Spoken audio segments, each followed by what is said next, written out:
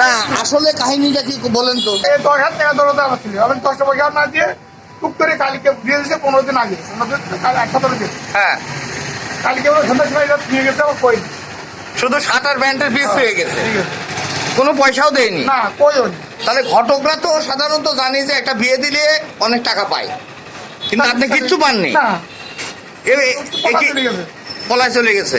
ছেলে ঢাকা চলে গেছে, আর এই জন্য মশলা দিয়ে গেছে, আমার কই কি রেখে গেছে? আর একটা প্যান্টের পিস আর শার্টের পিস। এটা কম দামে কম জিনিস, দামে তো চাদর মনে হচ্ছে, এই তো পলেস্টার চাদরটা খালি হ্যাঁ? এ তো বড় টাকা ঠকিছেন ঘটক সাহেব। বাড়ি বাজার কি সরকার করবো, মানব বন্ধ করবো। ঘটক সাহেবের মুখ মলিন আমি দেখতে পাচ্ছি। বড় চিন্তা করলাম হ্যাঁ? সেই জায়গাটা যা পালি হ্যাঁ?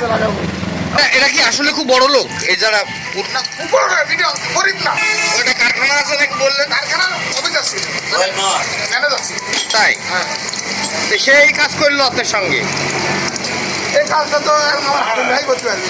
হ্যাঁ, ইনি বলতে পারবে না? ঠিক আছে, এদের মধ্যে নামে রাখতে পারবো না। ও তোমার দিতে হবে।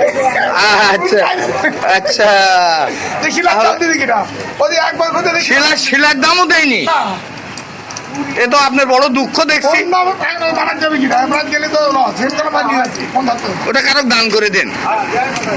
বাড়তি যাবে, সরকারি চাকরি করে, হে প্রচুর স্বামী মরে গেছে,